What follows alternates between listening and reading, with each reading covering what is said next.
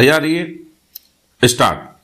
परिवादी भोला मोहंता का भाई नताई मोहंता मृतक अपने परिवार एवं अभियुक्त अपीलार्थी रणजीत के साथ दिनांक 28/12/2004 को रबाम पावर हाउस लारचेंग में बढ़ई का काम करने गया था। स्टॉप। परिवादी ने संबंधित थाने में इस आशय की लिखित सूचना दी कि उक्त दिनांक को एक अन्य ने ममता मृतक की पत्नी के साथ मिलकर अभियुक्त ने उसके भाई की हत्या करके उसके शव को वहीं पर विश्राम कमरे के पास लकड़ी के ढेर में छिपा दिया। स्टॉप। ममता को गिरफ्तार करके उसकी निशानदेही पर मृतक के शव को जब्त किया गया। स्टॉप। ममता मृतक की पत्नी थी जो 2 बच्चों के साथ घटना स्थल के पास मृतक के साथ रहती थी। स्टॉप। अभिलेख पर मौजूद साक्ष्यों के आधार पर विचारणा न्यायालय ने अपीलार्थी एवं ममता को मृतक की हत्या के लिए दोष सिद्ध एवं दंडित किया, जिसके विरुद्ध प्रस्तुत दोनों की अपील को कॉमन निर्णय एवं आदेश के द्वारा उच्च न्यायालय ने निरस्त कर दिया। स्टॉप।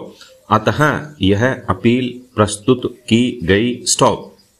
उच्चतम न्यायालय के समक्ष दोष सिद्धि को इस आधार पर प्रश्नगत किया गया कि अभियुक्त ममता की साक्ष्य मात्र पर अपीलार्थी की दोष सिद्धि नहीं की जा सकती है।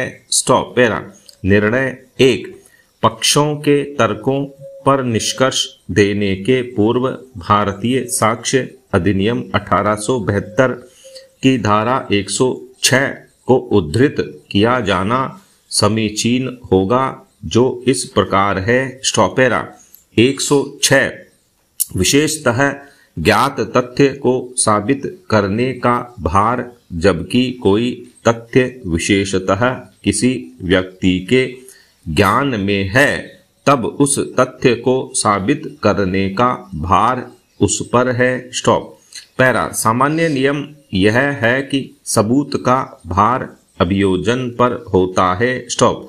धारा 106 अभियोजन को उसके कर्तव्य से मुक्त करने के लिए स्थापित नहीं किया गया है, बल्कि इसे उस परिस्थिति का सामना करने के लिए प्रारूपित किया गया है जिसमें अभियोजन को उन तथ्यों को स्थापित करने में कठिनाई होती है या असंभव हो जाता है, जो विशेषतः अभियुक्त की जानकारी में है। स्टॉप।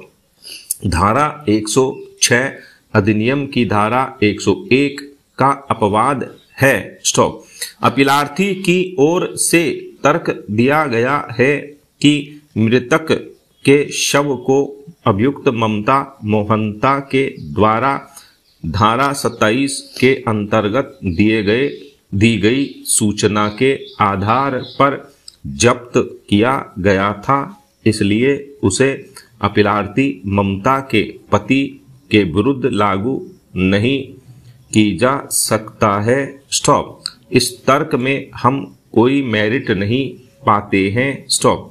अभियोजन साक्षियों जे भूटिया और रवि देव की साक्ष्य से स्थापित है कि घटना स्थल का कमरा अपीलार्थी के द्वारा किराए पर लिया गया था और मृतक के शव को वहीं से एक मनी बैग में कीचड़ एवं कंकड़ों के द्वारा ढके गए लकड़ी के तख्ते के नीचे से जब्त किया गया था। स्टॉप। अपीलार्थी कमरे का ताला बंद करके अपने गांव चला गया और उसके बाद पुलिस ने ही ताला खोला। स्टॉप। इसलिए अधिनियम की धारा 106 की शर्तों में इस पहलू पर किसी प्रश्न की अनुपस्थिति में कि घर उसके कब्जे में था और उस घर में कोई अन्य व्यक्ति प्रवेश नहीं कर सकता था। इस तथ्य को साबित करने का भार अपीलार्थी पर था कि उसकी अनुपस्थिति में कोई अन्य व्यक्ति भी घर में प्रवेश कर सकता था। स्टॉपेरा 2। अपीलार्थी संख्या 2 मृतक की पत्नी स्वयं मृतक एवं अपने 2 बच्चों के साथ वहीं रहती थी। स्टॉप। उसके द्वारा प्रकटन के परिणाम स्वरूप ही मृतक का शव वहां से बरामद हुआ। स्टॉप। उसके दोष सिद्धि को कायम रखने के लिए यह उसे फंसाने वाला एक मजबूत साक्ष्य है। स्टॉप।